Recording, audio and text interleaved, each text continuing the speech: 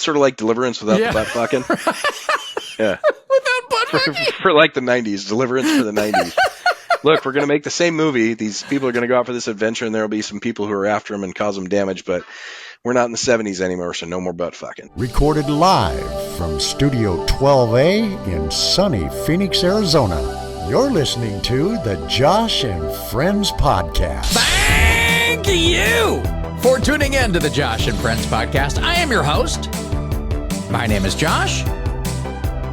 And this week, Lee Olson is back to talk about another subject that is near and dear to our hearts, the movies of 1994. Sit back as we discuss some of our top films from this year, as well as our picks for the coolest movies from 30 years ago, and a breakdown of some of the pictures that would just never fly in today's world. So grab a box of chocolates and a Royale with cheese, and help me welcome back to the show soccer style kicker who graduated from Collier High in June of 1976, Stenson University honors graduate class of 1980, holds 2 NCAA Division I records, one for most points in a season, one for distance, former nicknamed the Mule, first and only pro athlete to ever come out of Collier County, and one hell of a model American. He is my buddy, the one and only Mr. Lee Olson. Lee! Long time no see. You look like... is this Lee Olson or is this Heisenberg? It is kind of Heisenberg-y. It's very Heisenberg-y. You know. I don't know. I did some dips. You know, I didn't go to prison, but I thought I'd do some dips, get a little ripped, get a little bit tough. You know, I am the danger. Do you have an RV in the back? I don't. But I mean, I suppose I could. Are you good friends with Jesse? No, I don't know a Jesse. Oh, I need to meet a Jesse. Jesse L. King? Yeah. I'm not good at chemistry, though. We're going to need a chemist. Oh, okay. Yeah. Well, there you go. There it went. Well, I mean, you don't want to end up like that movie or that show anyways, right? I don't know. That's a pretty good life. I mean, if it was a documentary. Is a good life safe or is a good life adventurous? Well, that's good. That's a good question. That's a good question. So, yeah, would you rather have the life of think of someone that lived like a crazy full life, or a guy that lived like a really boring long life? You know, how can you answer that? Because we only get the life that we live. So the longer we live, the more we justify that a long life is where you find happiness, right? I don't know. But a person who lives fast and dies young probably is unaware of a lot of the things that they could be taking enjoyment of because they don't get that perspective. Unless you're religious, then you look at Kurt Cobain looks like now and he goes, "Damn, that's pretty badass, man. Look at me. I'm a legend now." Well, and or not even religious. If you look at it and say, "Look, I don't know. Like in all of human history, average age is still probably 35 or something because for 2 million years or something, people died in their teens and 20s. Like we're doing all right. Like we did fine. Like if we died today, we did better than we beat the average for all of human history. Yeah. So you don't even have to be religious to look at it and say, all right, energy is energy. That's fine. But it would be kind of cool to look down and go, damn, look at this dude. Like, I mean, no. I guess that's the religious part is if you get the ability to look down on it and say, oh, I see what I did there. But then if you're religious, isn't like a cardinal sin killing yourself in the Kurt Cobain example? Yes. I mean, depending on the religion, I guess, right? Because some of them, that's a martyrdom. I think this could be a whole separate conversation. Yeah, right. Wow. We're starting this off really dark. Well, dark. I mean, we are starting it off kind of dark. I did go back in time here. It's pretty awesome, dude. Pretty awesome. We live in a time of just for men. Yeah, you're mixing it up. So honestly, I've never been one to color my hair at all to look younger. It does get boring when it's just pure white. Yeah.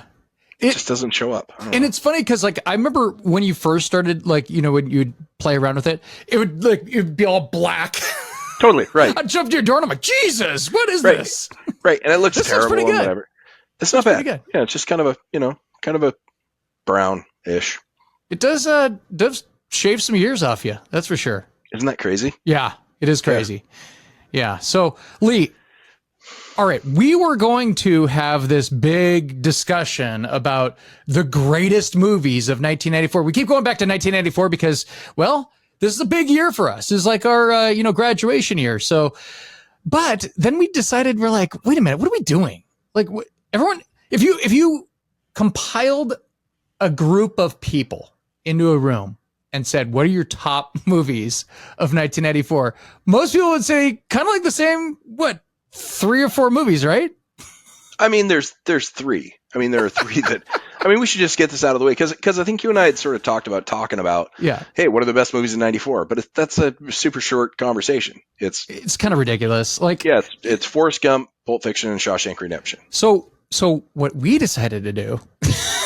What are your favorite movies that aren't Shawshank, Pulp Fiction, and Forrest Gump? And it's actually way tougher. It's way tougher because it falls off really quick. Like there are, like the next one to me, like the number 4 movie is logical, but it's not even in the same league, right? And then after that, you really got to dig. Like it's those top 3 are so good. And then it's like, all right, this one's pretty good. And then it's like, here's this one. I don't think you'll agree with me, but let's talk about it because it's kind of cool. I mean, shit, dude. There was this is a movie, one of these Lee. Conversations. Yeah, this is a year that had Leprechaun 2. Sure, I'm glad you started with Leprechaun 2. Let's just, I mean, obviously that was number 4 on the list, right? Shawshank Redemption, Pulp Fiction, Forrest Gump, and Leprechaun 2. You know what I did notice, Lee, though? You know what I did notice? Is how many comedies there were back in the day versus now. Like I think we kind of always talk about this though, because it's like you're not able to have comedy. You aren't, and one of the movies that's going to end up on the, like we're going to talk about it, as the next. I mean, as the 3, 4, 5 or 4, 5, 6 movies. You can't do it because they don't hold up over time because comedy is always. Yeah, I mean, comedy. I think 99% of the time is making fun of someone, right? It's pretty hard to have comedy without kind of making fun of someone.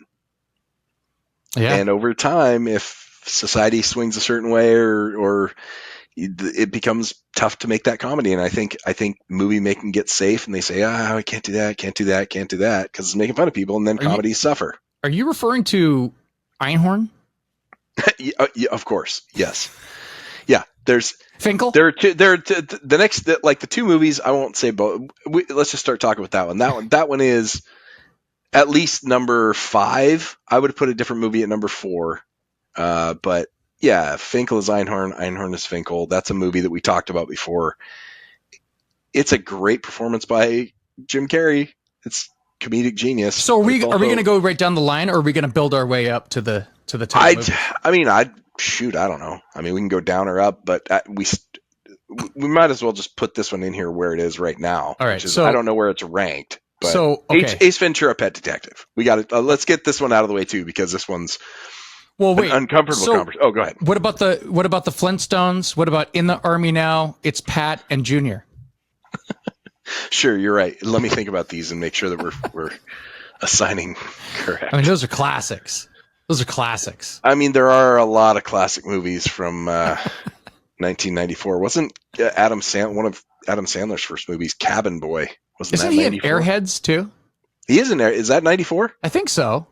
Yeah. Interesting. Yeah, there it is. Yep. Honestly, Airheads is not a bad movie. It wouldn't make my top, whatever, but no, we're talking about Ace Ventura, right? We got it. Let's get that one out of the way. I mean, we've already talked about it too. That still might be the movie that I paid to see in the movie theater the most times. Because, like, think about that. Think about this. Jim Carrey at the time was my favorite comedian. Yep. And Dan Marino was my favorite athlete. Right. And then I didn't know who she was at the time, but there was some super hot chick in the movie. And that was Courtney Cox. And I was like, all right, this is awesome. And I want to see it again. So I would see that. I don't know. I probably saw that. And it was brilliant comedy. It really was brilliant comedy. Jim Carrey is a brilliant comedian, and that was fall down laughing comedy. Well, I heard that. What's the David Alan Grier? Did you know that they asked him to be Ace Ventura? Oh wow! And he's like, God, I read that and it was like, it was so shitty. And he's like, no. But then he saw it and he goes, well, he's the only one that could do it Right. like that. Because like think of how much because they were on extra in living shit that color he added to together. that movie. Right. I mean, he owned it. He created it. Yeah. He created. Yeah. And they were both in living color together. That makes sense. Right. Yeah. So I mean, so that movie's got to be. I mean, it might even be my next favorite movie. Like of that It year. might be I have another one at 4, but like that one I can take it 4. Like yeah. But unfortunately, so what do you have? Looking back, we talked about it. Yeah. It's a movie making fun of transgender people Yeah, the entire it doesn't. time. Listen, yeah, it does not age well. And mental illness and yeah, like so. If I wonder if Jen showed that to Zoe, like if she would. I would love that. There's no experiment. way that she would laugh as hard as we laughed when we first saw the movie, right? No, like, and I bet she might cringe. I bet it might be cringy to people today. I think it might be cringy. I would love to see that experiment happen where Zoe sits down and watches that movie and don't even prep her. Like, hey, this is the most funny movie, whatever. Here, watch this movie. Yeah, because she's 15 and a half, by the way, for people that don't know. Yeah, so I think that would be a fantastic experiment because we should do that. I think in today's society, first of all, like the transgender thing is going to derail most young people. They're not on board with it. And to be fair to our generation, we weren't anti anything. It just wasn't part of the lexicon. It wasn't around. So it's not like we were anti or homophobic or any of that. Right. It was just that it wasn't part of it.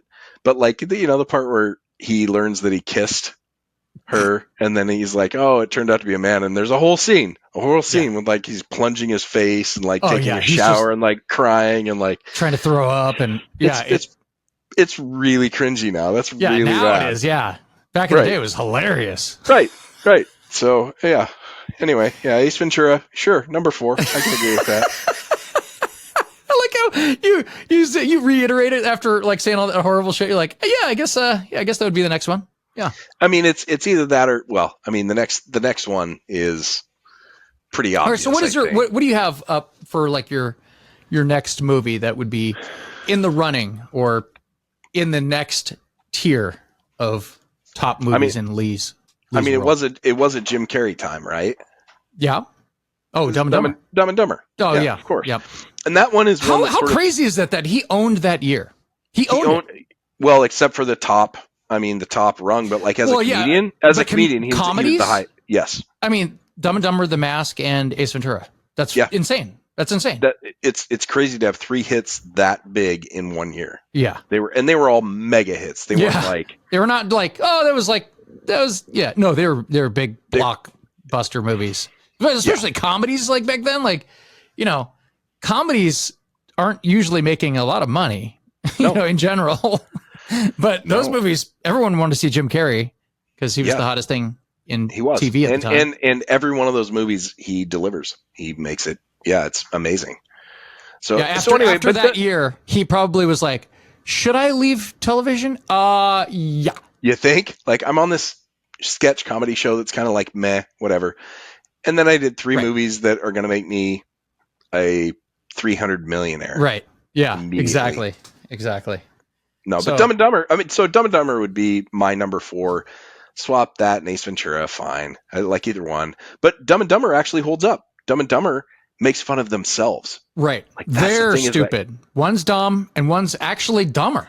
Exactly. I don't know who it is. They're both That's really stupid. The brilliance of it is that's the 1% of comedy movies that gets away with whatever they want to do because they're making fun of themselves. Yeah. And you can do that all day long, but you can't make fun of someone else. That movie was brilliant. It was absolute brilliance the entire way through because they were just making fun of themselves and doing great comedy jokes all the way through. Now, there's some cool movies like in 1984, like, and when I say cool, there's like, oh, that was a pretty cool movie. Like, like The Crow or or like Natural Born Killers, like these are like cool movies, super kinda, cool. And those are both great movies. Yeah. But like, they're not like my favorites. Like I think they're good. But so what would be, so you had Ace Ventura at 4, sort of, right? Yeah. Is Dumb and Dumber 5? Like, we just kind of, dude, it was so, and by the way, I don't know which one of those is the movie I've seen the most. Like Neither. now, like Neither. they're Yeah. like some of the most watchable movies. Well, actually, Dumb totally and Dumber probably Dumb is and even Dumber more now. too now. Yeah. Yeah. So Dumb and But I Dumber, think I think you're we right. both probably watched Ace Ventura more when we were younger. Yeah. Ace Ventura was the better movie when we were younger. Right. Even though they were both great. Dumb and Dumber now, today, holds up. The whole thing holds up. Yeah. Yeah. It's dumb, but it holds up. Also, we thought there might be a chance that Dan Marino might be able to win a Super Bowl. Well, some of us did. Oh, damn it. Yeah. Van Damme had a couple movies that came out that year. You remember, like, he was pumping out these, like, all these, like, kind of like, are these good or no? They're not good. They're action movies, and we like watching people beat people up back in the day. Steven Seagal and those guys, those kind of flash in the pan, sort of Chuck Norris, martial arts guys, they got to strike while it's hot, right? Like Chuck Norris made some awesome movies in the 80s because he was a world champion karate athlete, and then they're like, want to do Delta Force? And he's like, of course. They're like, you want to do Delta Force 2, 3, and 4? And he's like, of course. Like, let's do it. Let's make the money. But technically, he did Enter the Dragon first, but anyway. Yeah, yeah. I think, I mean, gosh, there's so many comedies. I think the next one that would have to be on my list to round off my top 3 might be another comedy. It might be. Me too. And of course, we know we're both talking about House Party 3. I'm just joking. I think you're going to say what I would say. I almost want to like put it in an envelope and put it on my forehead. Okay, I think we're going to say the same movie. I haven't seen it in a while, but it was great when it came out, and it stars both of our favorite actor, O.J. Simpson. Oh shit! Okay, No, different movie, but I know. Yeah, no, but, okay. No, I don't know. I was thinking about Naked Gun, but what was the movie that you were thinking of? Clerks. Oh, Clerks! I had that marked down. Yes, Clerks. Yeah. Okay, so Clerks is the next one. Yeah, because it was so genius, and it was just the dialogue was so perfect, and it was Kevin Smith's. It is so low budget. So low but budget. It's like it works because it's in true Kevin Smith fashion too. It's like there's so much dialogue. It's just like overly like dialogue. But it's great. Like my brother and I were quoting it just a couple days ago. We're like, it holds up. The whole thing holds up. Try not to suck some dick on the way out to the park. Right. You know, like whatever. Yeah, the whole thing is brilliant dialogue, and you know it is because the whole thing holds up in black and white. Right. With zero action, except when they're playing hockey on the roof, which is mild action. How bold is that, by the way? He's like, this is my first big black and white release in black and white, a comedy. Yeah. What? Yeah. Weird. And let's not forget who that launched. That launched Matt Damon and Ben Affleck. Wow. I mean, because they were in his sphere, they got a shot in Hollywood, and now we have Ben Affleck and Matt Damon. I don't even remember. Kevin Smith made it before them, and they were in his. They rode his coattails. Are you counting Hollywood. the tiny little role that what's his name had in Jay and Silent Bob Strike Back? Fuck you, Bat in 1983. Ben Affleck. Oh, in Dazed and Confused. Dazed and Confused. No, but like those guys were all like Kevin Smith and those guys were bros. Like they only made my understanding. Maybe I guess I'm not a Hollywood historian. My understanding was that they got a shot in Hollywood because they kind of knew Kevin Smith, and Kevin Smith sort of kicked the door down for them. There was another movie, and then Good Will Hunting happened. Yeah. In '94, God, what a great year for movies. I mean, Cabin Boy. The top. Cabin Boy. I mean, it does fall off. That's another low budget. I like all these like crazy low budget movies that were big hits. We're like, what? Weird. It's crazy. But let's remember, we didn't have anything else to do. Yeah. Like, I think maybe that's why comedies aren't as prevalent anymore, is because people get their comedy in 9-second TikToks now. That's true. You know, and it's ever present. It's there constantly. It's there, and we all participate in it. We all watch it. Rich's beloved Little Big League was that year. All right. I mean, like Little Giants myself. Giants is not a bad movie. I don't know. A movie that flies under the radar for me from that era. I love it. It's Killing Zoe. Oh yeah. It's a great bank heist movie. Almost foreign language because it's done in France. Has Julie Delpy and Eric Stoltz. Oh yeah, right. Killing Zoe is a great action movie. It's a great action movie. It doesn't eschew the violence. It's an amazing movie and just totally slipped under the radar. Like I have that one in my DVD collection, which oddly I still have a DVD player. But I Clear love and that Present movie. Danger was a pretty big movie that year. That was good, but I was such a fan of Patriot Games first and of the entire Tom Clancy thing. Clear and Present Danger is a great movie. It's the Jack Ryan thing. It's got Willem Dafoe, Harrison Ford. You know, I mean, it's a great movie. It's a great What movie. about But Lee? You used to always talk about Leon the Professional. I love that movie too. Holy shit! I mean, was that 94? Yeah. Man, that was I mean, that was Natalie Portman's first big role, Yeah. and she killed it at like She's age little. 11 or something. Yeah. Like she was amazing in that movie. And Jean Reno is fucking phenomenal. I mean, he's amazing. But that whole story and how they gave a hitman and this little girl it's weird because they mix those two roles. Usually it's the little girl who's innocent and the hitman who's ruthless. Right. But they totally switched it. Yeah. They made the hitman very lovable and sort of they brought out his personality and his sort of empathy, and she's the super killer. She's Right. like, let's do it. Let's kill everyone. Yeah. Yeah, it's That movie's interesting. great. And Gary Oldman's When is he performance not? in that. When is he not He's, awesome? I mean, he's amazing in everything, but like True Romance. He's like comes one of up the again, even greatest though it wasn't- like side guys in movies. He like really ever. is. He owns everything he did. And he's Like still Lee. How many movies has that guy been in? And like you see his face and you're like, oh yeah, I kind of recognize that guy. Like he Right. has been in so many movies and he's so good, and people still don't know about Gary Oldman. right. It's wild. And he That's kind of owns like the that. career you almost want to have. Like, It is. You know? You walk down the street, nobody knows who you are, but you got like $600 million and 6 Academy Awards. You're like, Right? Isn't that brilliant. crazy? yeah. No, Gary Oldman, he owns The Professional, Leon the Professional. He owns that whole movie because he plays exactly who you think a coked out, like, corrupt cop would be. Right. A little bit overacty, but that's what coked out people do. A little bit overacty, right? You know, it's a fun movie. This is a really this is a good rewatchable movie. Okay. The River Wild. I remember that. Okay. Yes. And they're all like rafting and stuff. Yeah. It's pretty It's cool. it's sort of like Deliverance without the butt fucking. Yeah. Without butt fucking. For like the 90s, Deliverance for the 90s. Look, we're going to make the same movie. These people are going to go out for this adventure, and there will be some people who are after them and cause them damage, but we're not in the 70s anymore, so no more butt fucking. Oh, no more anal damage. Yeah. Oh, gosh. That is so bad.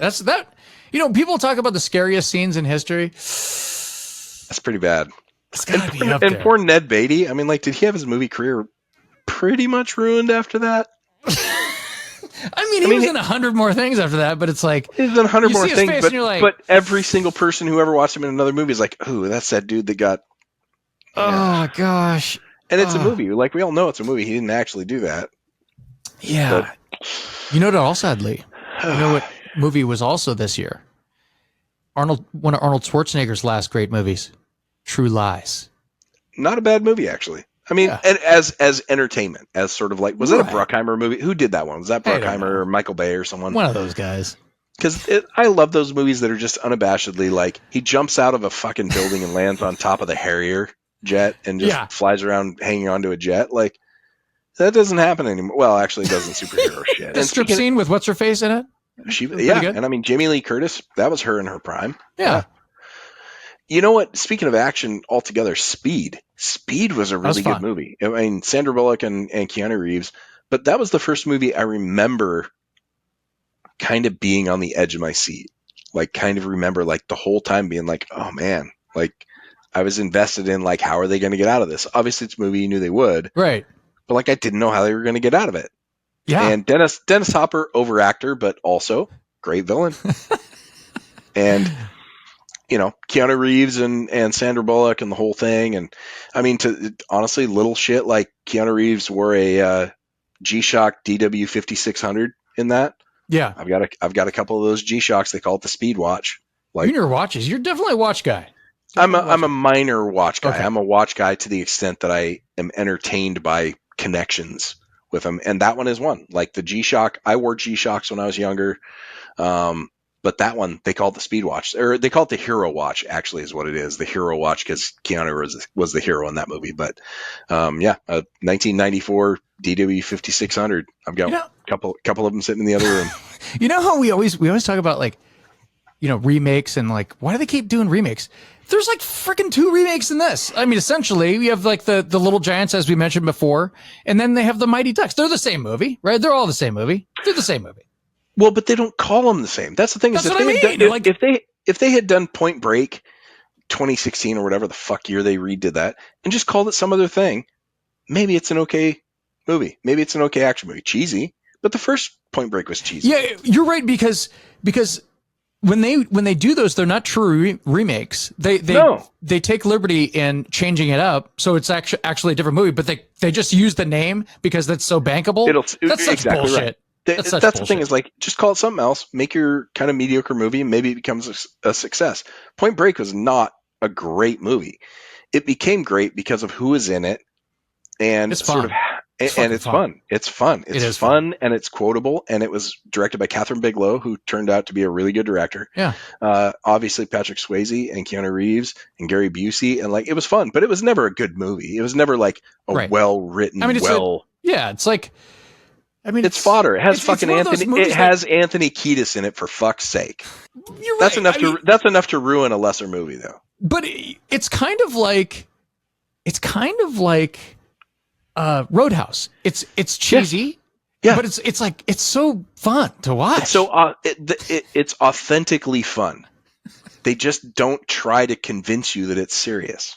Yeah, and because it's good people that we grew to love, Patrick Swayze and Sam Elliott and, you know, Keanu Reeves, and like, it becomes what it's supposed to be. The problem is when they say, let's make Roadhouse 2024, and it has Jake Gyllenhaal and fucking McGregor. Oh yeah, you saw that, right? Yeah, it's not bad. Just don't call it Roadhouse. Right. Call it something else.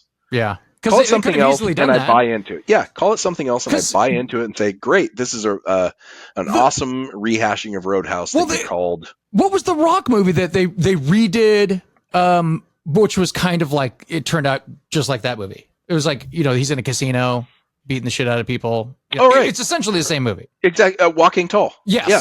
Walking Tall was exactly... Another great, entertaining movie. It is. You can remake movies, just don't fucking borrow the title, because then we come with that expectation. Right. And you can't live up to it, because you're not going to match that enthusiasm we have for the original one. I'll tell you something that I watched back in the day that I was not a huge fan of, because I was expecting more of one thing and I got more just dialogue, which was Cobb. I don't know that I ever watched Cobb. It was like 90% dialogue, and then they'd flash back once in a great while to him sliding somewhere or something, you know? And I'm like, interesting. So it was it was Tommy Lee Jones as an old version of Cobb, and then the guy that was like writing a story about him, he was the guy that was kind of like telling the story, because it was like, is this old crotchety dickhead, right? And he was like talking about like his old days, and like, you know, it was, I don't know, it's okay, but it's like, maybe that's why I've never seen that. I have to see it because I'm obviously a baseball fan. Right. I don't know. I would say maybe watch it, but don't expect to see the story of Ty Cobb. You know what I mean? It's like, it's the story of some guy in a fucking nursing home with Ty Cobb talking about like how much of a dick he is. I don't know. It's all right. But yeah, well, I mean, Scorsese did all right with that with The Irishman. Like, that was his paradigm. Yeah. That said, I'll never say that movie couldn't have been an hour shorter. Still a fantastic, great. That might be the best movie of that year. It stands up as one of the greatest movies of all time. Would have been better if they cut 56 minutes out of it. Well, I'll tell you, anyway. I heard Kevin Costner on Stern recently, and I'll tell you, this was one of the best interviews I've ever heard. It was great. And he was talking me into seeing this new movie that he released. This new movie about, I don't know, what he always does, the Old West or whatever. Right. And it flopped badly. Okay. The thing is, I was like, shit, I want to see this movie, because he was so good at like promoting it.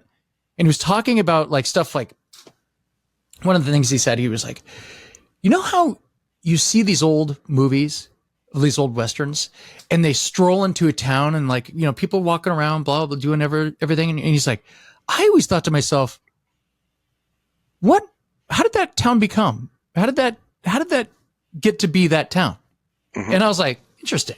So like, Right. you know, they're just like, you know, there's just a town. There's always just a town that they stroll into. It's already like established and all this stuff. And then he was saying stuff like that. And I was like, that's interesting. Right. But the thing that interests me about this is that movie flopped so bad at the theater.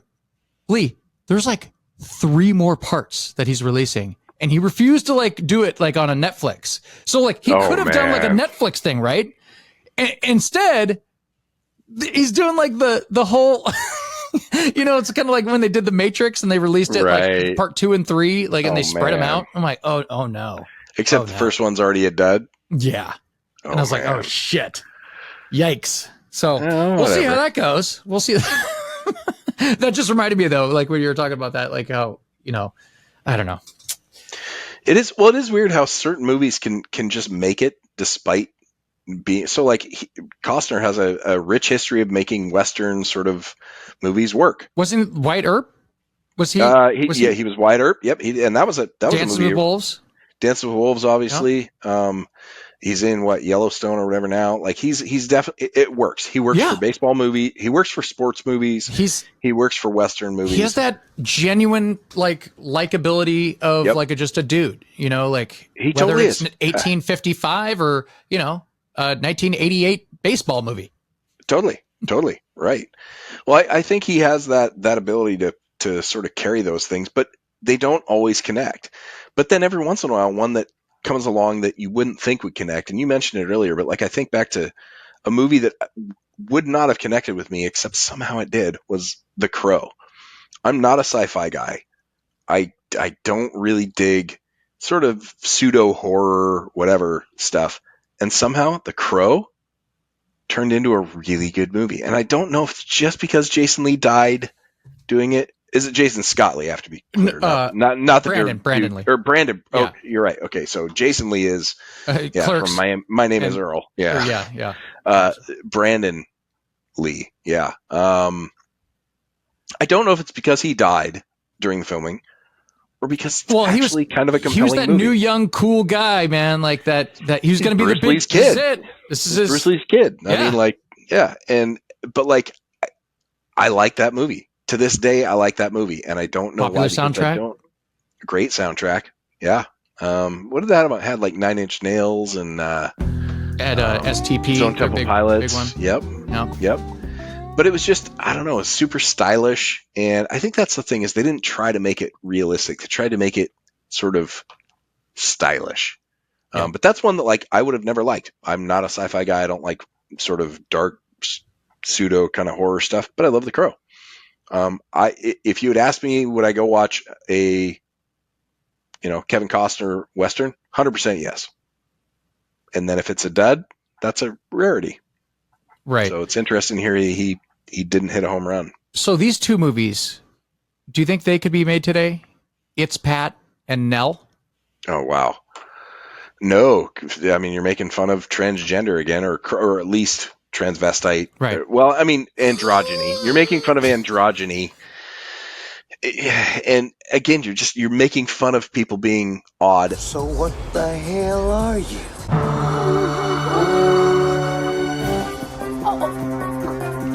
And then the other one is making fun of fat people. I honestly, Nell, I think Nell was the one where Jodie Foster's playing like the retarded or oh shit! slow. I was thinking. So no, you can't do that one. I was thinking of Nell Carter. Nell Carter? Holy shit, the TV show Nell. Bring this thing back. That was it. Give me a break. Either way, who gives a shit? Because this is all fucking digression from a mistake. The movie you're talking about, Jodie Foster played a retarded girl. You can't do that anymore anyway. But also, you can't make fun of fat people because I don't think the joke would land anymore, first of all. I think. Yeah. Oh, you're right. I don't think it would land because people would not look at the screen and go, wow, that's an obese person. They'd be like, what's the joke? Because what do you think? What back in the day, what do you think what percent of the population were like obese? You know what I mean? Because like back in the day, you've seen that people always post that 70s picture of like look at this picture of everyone on the beach suntanning and there's not one fat person. But I always like think of that and I'm like, yeah, but the fat guy doesn't want to go to the beach. Right. Right. Well, I think it's two things. I think certainly there are more people who are clinically obese, right? Sure. But I think it's that the obesity used to be Tommy Lasorda, kind of a barrel dude, but not waddling, not like like a chunk. Yeah, Chunk. Remember, Chunk was the obese. fat kid. He's Right. like, and you watch it now, you're like, okay, that kid is not fat at all. Right. Like, he is not fat whatsoever. Right. Grew up to be a completely. Yeah, actually, he's the skinny guy in that show. Right. But so now there are certainly more people who are obese, but it's the severity of it, and it's the thing that I talked about on the other one where we were walking around the speedway, and I just looked around and I thought, man, I don't use the word wreck to describe people except holy fucking shit. These people are twice the body weight they should be. Well, yeah, when you were in Indiana. Way. Oh, man. Yeah. I think it's severity. I think it's not just percentage. I think it's severity. And we have a society now that is like obese. If you ask a person to point to a picture of an obese person and started with Tommy Lasorda and ended with like a morbidly obese person, they'd pick somewhere closer to the morbidly obese person as, okay, that's obese. And Tommy Lasorda, they'd be like, meh. Yeah, he's just an older dude. Like, he looks like someone's grandpa. Right. Out there. Exactly. Yeah. So that's the thing is, like, if you did the Nell that I was talking about, which is a complete digression because it's not even in this year, it's not even a movie, it's a show, but whatever. It wouldn't land. They would look and they'd be like, what's the joke? I don't understand. What is that, a fat person? That doesn't look like a fat person to me. It You're looks like, a normal person. Yeah. Now, I mean, okay. Now, if you did that movie, What's Eating Gilbert Grape, she's the extreme, like where they had to burn down the house or whatever. Like, you can't get out of the house. So yes, but yes. So, a complete digression aside, because that's not a movie. It's not from 1994, and we just went down a path that you weren't even trying to go down with. Now, You're right. The developmentally disabled person. I think there are some movies that sneak in that you couldn't make again unless it's done exactly right. I mean, you think about Robert Downey Jr. doing Blackface in Tropic Thunder. Everybody knows you never go full retard. He pulled it off. Yeah, he's still a megastar. When was that? That was like the 10 early years 2000s? ago, maybe? Yeah, 10 years Like, ago, 10, 12 years, like... Yeah, he pulled that off wild. so well that he funny? became... I've heard black guys like say, movie's fucking hilarious. Of course. And I think it's such a thing that, like, I do think it's a shame that we can never do that. Like, there are things that are like, you can never do it. I think it's a decent rule to stand by. Like, you can't do it unless you can fucking hit a home run. Like, you are dancing on a minefield. So unless you're prepared for that fucking wrath, you better get it right. I still think that you had the right mentality in your head when you dressed up like Mr. T. And I was like, so Lee, are you gonna, and you literally cut me up before I even said anything. You're like, no fucking way. No. Because this is what 2006 or 2005 or something like that. Yeah, I mean, but that's the thing is that one's so easy because the character supersedes the race. He wasn't funny because he was black. He was funny because of all of his character, like all of his whatever. So like that one's an easy one. Like you don't do it, but also it would have only taken away from it. Like the authenticity. Right. Yeah, you're like, okay, like, so you're in blackface. Yeah, that's kind of like what you'd think of, and the authenticity wasn't the point. The point was to have everyone see that I was Mr. T, and that's funny. You're dressed like the character, not like the the guy's skin. And it's more funny that I'm doing it as me. It's not as funny if a dude who looks exactly like Mr. T dresses up like Mr. T. That's not as funny. That's true. So, like, that was always the point. It was never to be like, let's make this as historically accurate as possible. Right. Let's make this as accurate as we can make it, and then hilariously have a completely different white dude do it. Kind of like the next year when all us idiots dressed up like in drag as the Golden Girls. The Golden Girls, exactly. Like, that's the point, is the difference. So, I don't know. But when you see that get done wrong, like I was watching, I love Trading Places, the movie with Dan Aykroyd and Eddie Murphy. Oh, I love that movie too. Dan Aykroyd does blackface in that. That's true. Adam Carolla dressed up as Mr. T for Halloween when you're in blackface. Yep. They always like give Jimmy Kimmel shit. He dressed up in blackface for a character on the Man Show.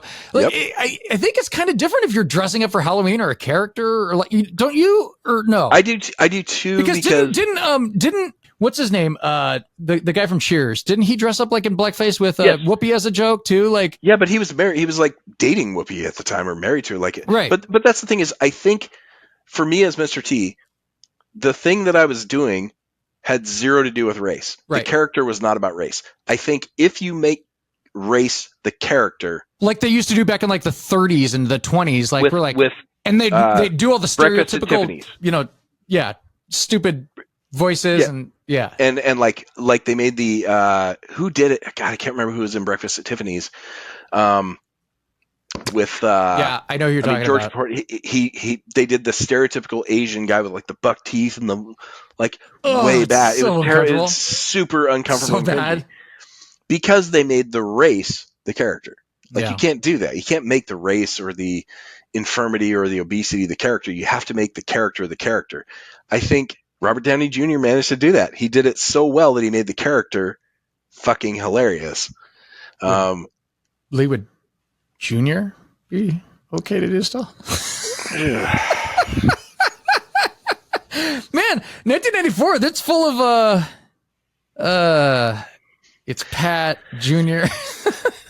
Man, that's a window into the time. It's a window into the comedy. It's a window into how we thought. Like but that's how society confronts things. Is there's this. What do you mean people are like a man might think he's a woman? That's a new concept at a certain point in history. Oh, a man could get pregnant? Okay. Yeah. What? I mean, yeah. Can't what?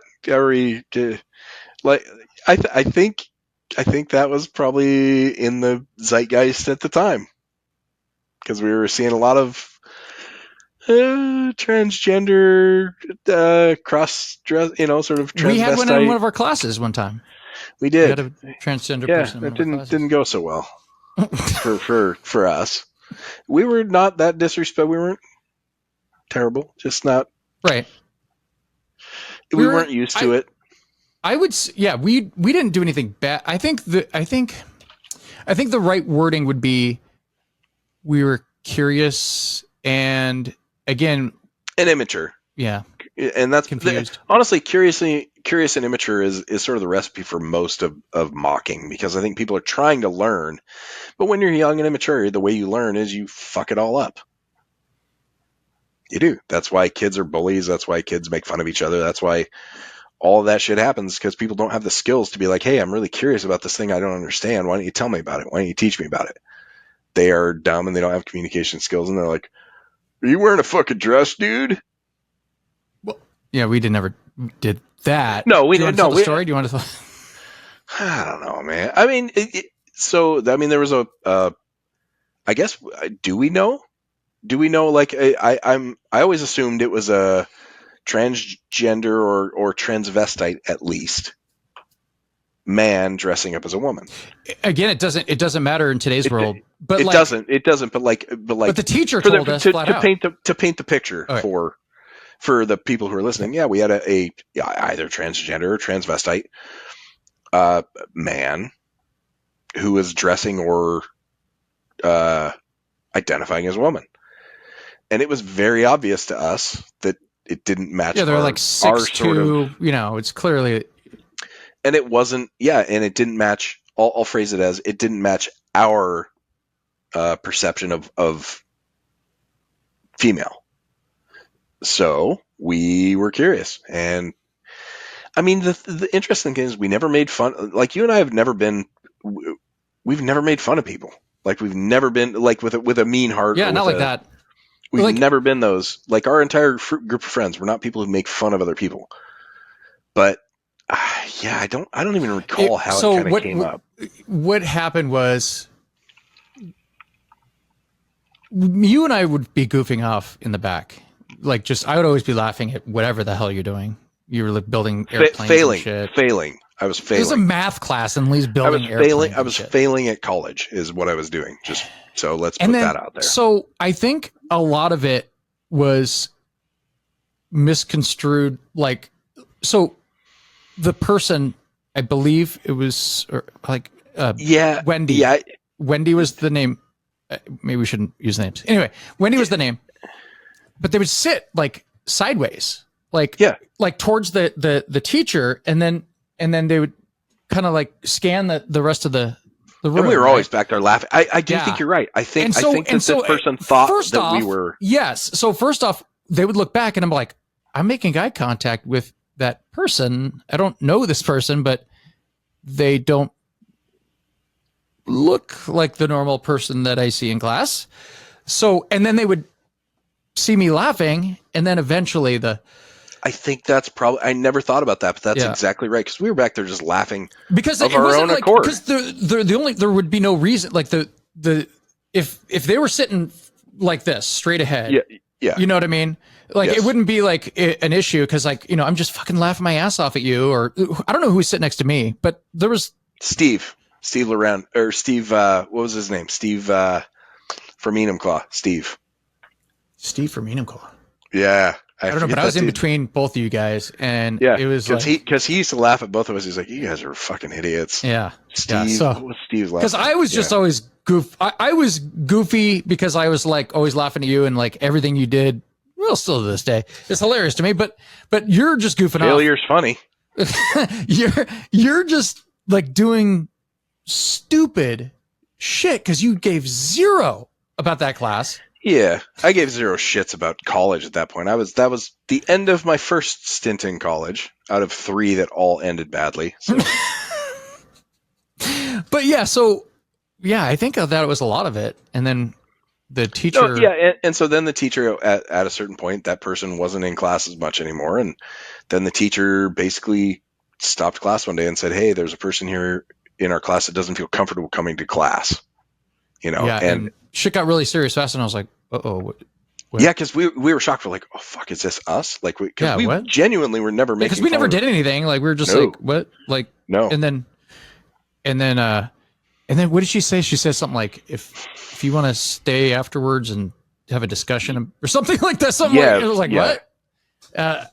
Anyway, like, it was we can. Yeah. And then then she dismissed everybody, and there was like maybe 3 people that stayed behind. And I'm like, gone. I'm out. Yeah, you were out of there so fucking fast. I was like, I don't want any part of this. I want to get kicked out of school. Yeah. He's like, kick me out of school. Please kick me out of school. I'm just joking. Please, kick me out. Force me to join the army. Really good. No, but I was thinking back to, it reminded me of college. I will never forget. I still will never forget because O.J. Simpson died I don't know, a couple months ago. Yep. And I will never forget. I was in a class called, what the hell was it called? Mass media in something. It was in journalism. Something. And I thought, or mass media. Yeah, I kind of remember whatever class you're talking about. And I still to this day am the only one that I know of that did not watch The Verdict live. And we listened to it on the radio. And I'm like, what? I go, you wouldn't even wheel in a TV for this shit? Like, we are the... mass media class. This is it. We're the description here. And I almost skipped to watch that verdict because it was so anticipated because they were going to announce it. They're like, hey, listen, at 9 o'clock or 10 o'clock or whatever, we're going to announce this. And I was like, oh, I got to get to class. God damn it. They'll have it on in there. We get in there and like, everyone's like, what? Are you joking? What? He's like, I'll flip on a little radio. We can listen to it here. And I'm like, oh, really? Awesome. That's what you get though for going to a community colleges or not. Just don't go to college unless you're gonna. just don't do that unless you know what you're gonna do and it requires a college degree. Don't do that, kids. Like now. Like now you have enough voices in your head and in media telling you that's a waste of time and money.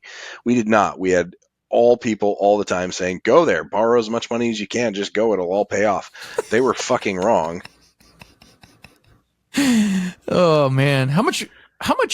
Do you think you would have gotten further in like a career or I mean me? Not very far at all.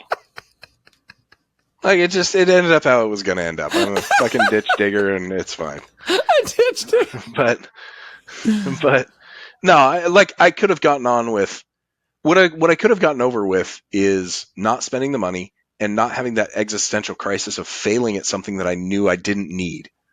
I could have avoided that. I could have avoided 7 years of doing a thing that I knew wasn't going to benefit me for all the wrong reasons for all the other people, or looking back, if I had found the grit to get through with it, to finish something that I didn't want to do, that I didn't see the value in, that would have had some value. Like, it would have had value if I had graduated finally. Like, having the piece of paper after that much time and effort and money. Don't you just have like a few credits? I know we've talked about this before, but I was short are we here? 5 classes at the time, but they changed the curriculum, so now I'm sure it's a fucking year or something. Whatever. But yeah, I'm 5 classes away. I'm 3 400 level classes and 2 100 level classes away. You ever get that piece of paper? No, fuck that. No, I'm not. I'm never paying another college one fucking penny.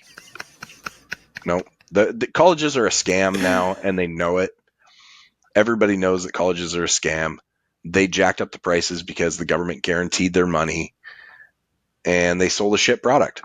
I saw somewhere that the price of college from even when we went it's so much. I don't know. It's like 3 or 4 times as expensive. Oh, as it's it was when we crazy. went. It's and crazy. And the product is worse. And yeah, they did it because they knew they could, because the government guaranteed their money. Like, if the government told BC Pavers, hey, you go do this work, and it doesn't matter if the shit or a bridge builder, a fucking bridge builder.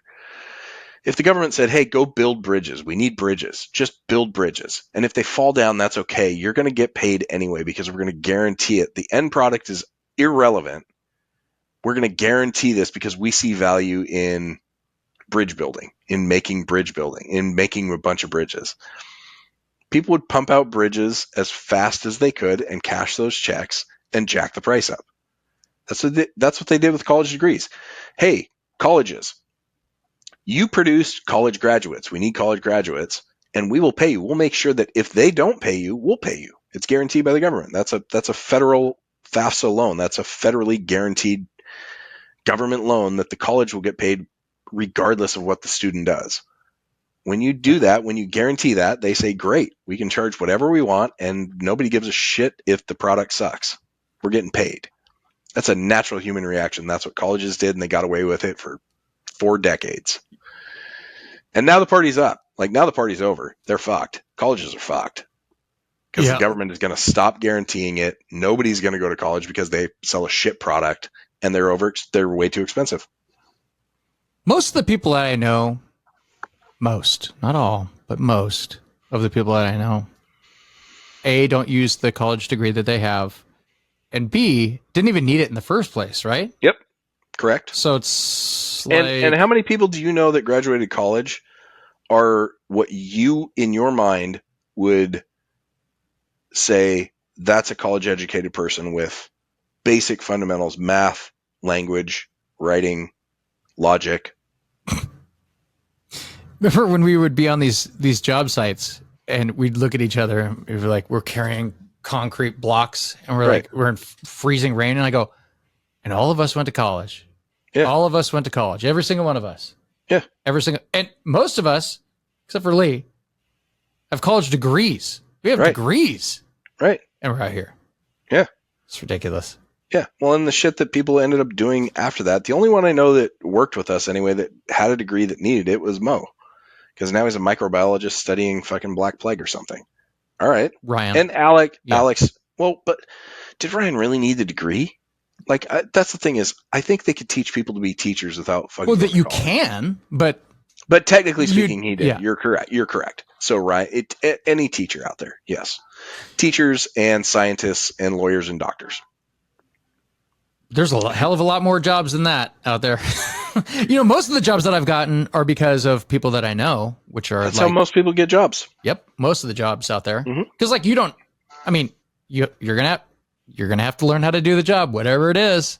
And you're gonna have to like get along. Else. And you're gonna have to get along with the people that you work with. Yeah. That's why typically people are like, "Hey, I know this person that wouldn't suck to work with. Do they know anything about the job? Who gives a shit? We can teach them." Yeah, that's why they always say, "Hey, if you want to get a referral, a kickback, refer someone friends you know, and people that you know." Yeah. So. Yep. Hey, we've diverged away from the movie thing, and I think we're missing one major movie of 1994. Hoop Dreams? I need to get back to this. No. Oh. What is it? Who is maybe the hottest supermodel of the early 90s? There are a couple that come to mind. Elle Macpherson? Thank you. Sirens? Thank you very much. It's a good movie. It's a terrible movie. Yeah. But look, in today's world, kids won't understand because everybody ends up naked on the internet. Yeah. And they become bigger stars. Totally. Right? Or they start naked and become a bigger star. Yeah. But back in the day, supermodels, Sports Illustrated swimsuit supermodels did not get naked. Yeah. For public consumption. Right. And 1994, as an 18-year-old male who liked swimsuit edition Sports Illustrated supermodels, Elle Macpherson was in a movie that she was naked the entire fucking time with Portia de Rossi and a couple other smoking hot girls. It was awesome. Yeah. Sometimes you would just go see a movie because you heard that someone got naked in the movie, like Sharon Stone wasn't she in that movie with? The Specialist. It's not like the movie that came out the year before, but yeah. By the way, for all the kids that have the internet now, we didn't have the option of that. It was, you had to hear from somebody like, oh, hey, this person got naked. Cindy Crawford got naked in Playboy. And then you had to go look for Playboy. You had to go look for it somewhere. And you might get kidnapped by some dude in a creepy store is like, I have a copy at my house.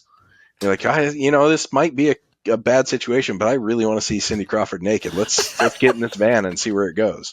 Did she ever get naked? I don't know if she did or didn't. I don't know if Cindy Crawford ever did. But that's a real story, by the way. Me and a friend, like my locker partner for 2 years, Brian Ludwig, we went looking for that when we heard that Cindy Crawford was in Playboy.